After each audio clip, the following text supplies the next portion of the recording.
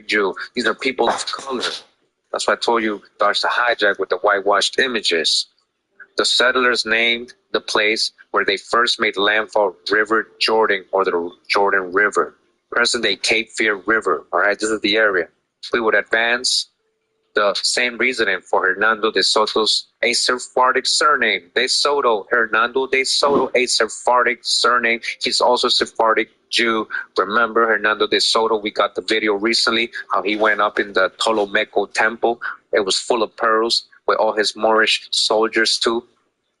Remember, man, they changed the script on us. They gave us these false narratives.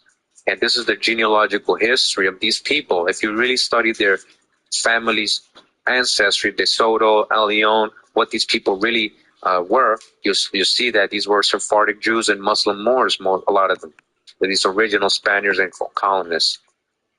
All right, 600-person expedition in 1540 through the southeastern region of North America. So that's when they went to the Tolomeco Temple. Remember, he said he couldn't even carry back all those pearls. Even if he had 600 people, there was not enough of them to carry all the pearls that were inside that temple in the same area. See where they are, right? So it might have been somebody go back to me, said, hey, it might be in the Savannah River in Georgia. I'm like, yeah, you might be right. But again, I just wanted to come real quick. We're going to go right back to the presentation in that book, Spanish Settlements in early, the 1500s. We're going to go right back to that.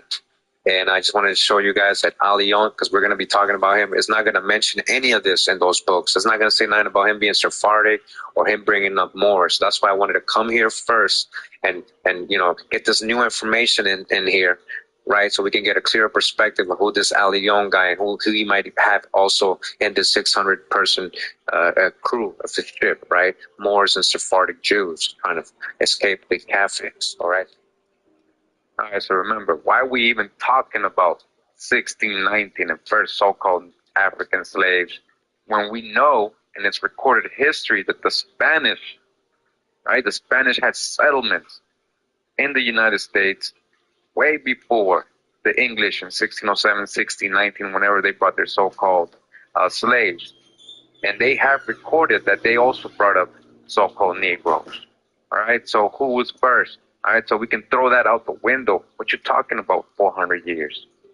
You see, this is all make-believe. All right?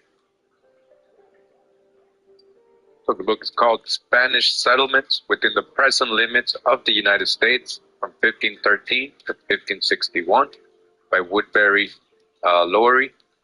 That's with maps, and this is from 1911. All right, so we're in chapter 2 of this book, and it begins with continuing in the last chapter. It was talking about Ponce de Leon. You guys don't know, one of the first Spanish colonizers. He actually, made it to Florida. One of the first so-called Spaniards to make it to Florida and discover it, supposedly, right? And some of the islands there, like Bimini and other islands near Florida.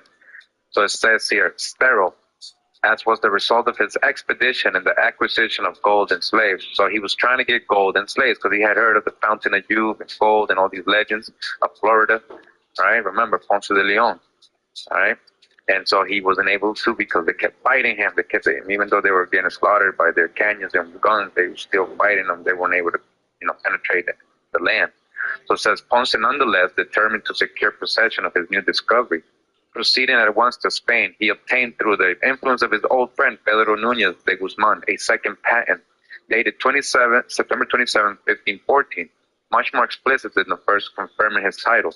The patent empowered Ponce to settle the island of Bimini and the island of Florida, an island, that's what they thought it was, I guess, which he had discovered, but that he was first required to reduce the Caribs. He needs to reduce the Caribs before proceeding to make his settlement. The grant ran for 3 years from the date of embarkation, and he was further allowed to employ in the attempt at colonization the vessels and men he led against the Caribs.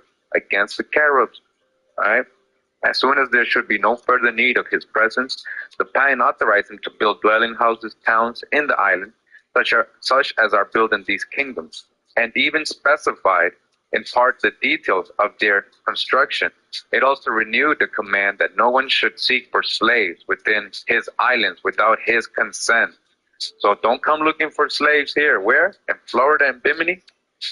All right, so who was there to enslave? Indians, right? So what were the Spanish doing? Enslaving Indians, not Africans. Why did he have to make a law? Why did he have to tell them, yo, don't come over here to enslave? All right, I'm going to enslave these people. I'm going to make them work. All right, because that's what they were doing at that time. Spanish were enslaving Indians, not Africans. And by the thousands at that time, thousands and thousands.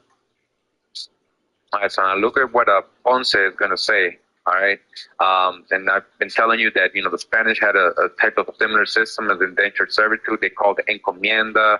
They had repartimiento, asientos. I mean, they had so many things, but it was just another form of servitude. All right, they had servants. The Indians had servants, an encomienda system, right? They called it.